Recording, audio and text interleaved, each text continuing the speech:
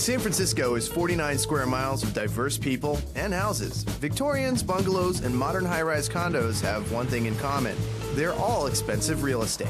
Hi, I'm Carlene Canale, and we're here in San Francisco, right above the Haight-Ashbury. Why don't you come in and see my home? Carlene leads a fast-paced life, so she wanted to turn her small apartment into a big city oasis. Making the 750 square foot apartment into a stylish and comfortable home meant rethinking the whole floor plan. When I purchased it, it looked like the original 1950 apartment. It was an apartment building that was turned into condos. So there was blue tile on the floor, mint green in the kitchen too. And it was livable, but it really had no style. Dark floors and pale furniture highlight the sense of openness in the living room.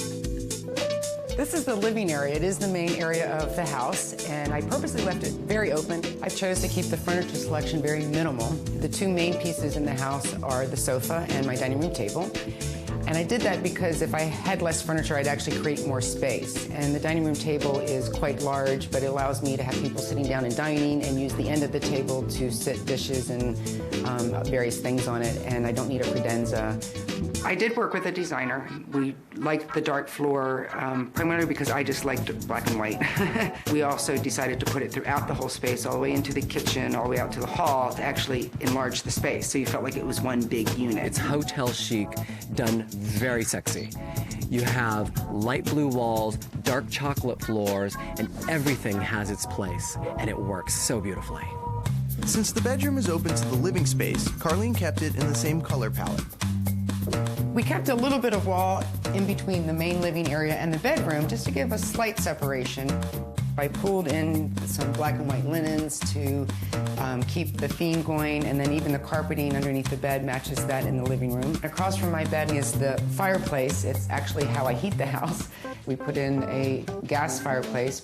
Prior, it was a wood fireplace. And the mirrors provide a lot of reflection. It helps brighten up the space and add some texture. But more importantly, it was a place to hide storage, which worked really well. And we put in filing cabinets, drawers for junk, and I've got little bins, printers in here. On this side of the fireplace, behind the mirrored wall, I have my clothes closet. I maximized every bit of space. At the top, I actually have storage, and I have dressers built in.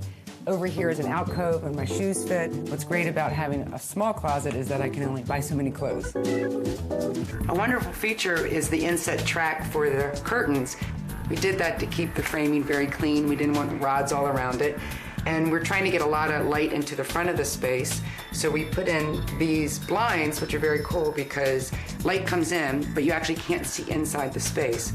So I can actually even do it all the way to here, which gives it a nice, clean look. Every inch of the tiny kitchen has been carefully planned. The cabinets are all matching, but we've hidden quite a few things behind the cabinets, like the dishwasher, which is really great. And we had some wasted space here where it was too costly to get rid of this vent, so we just made this the spice rack, and that worked really well. Because I have a full-size dishwasher, I had limited drawer space. I only have the one drawer.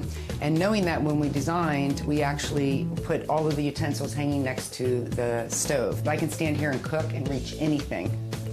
I actually have these pocket doors, which are great because you can totally make a mess in the kitchen, shut it off, and then go have dinner. Sometimes you get to the end of a dinner party and you don't want to have to deal with the dishes, but you don't want everyone seeing what a mess your kitchen is. In this case, she can just retreat right out of the kitchen, close them off, and forget about it until the morning. If Carlene didn't show you where the bathroom is, you'd never find it. This 4-paneled wall is about 8 steps from the front door. And when someone walks in, I really wanted it to be nice and warm and inviting, so I covered the panels with a grass wallpaper. The best part about the wall, it actually leads to the bathroom. The important thing with the doors is that Carlene was able to use hidden hinges, and the hidden hinges allow the door to look like it's not really a door, but it's part of the wall.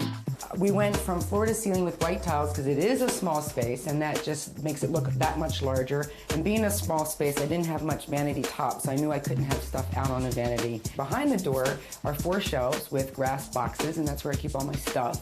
And underneath it is really great because it's the clothes hamper.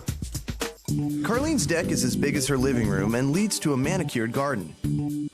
I gave up on a few things as we were designing the space, but one thing that I wouldn't give up on was having the deck absolutely level with the inside floor. So when you open this up, it's just really great. It makes it a whole nother room. The garden is really why I bought the condominium. It's an awesome garden. You don't find this much space in San Francisco, and I spend most weekends out here gardening. It's great. I think my favorite thing is that it fits me. And I know that's a luxury because every now and then I have a thought of moving and maybe doing another space, and it's like, I just can't imagine because everything just works really well.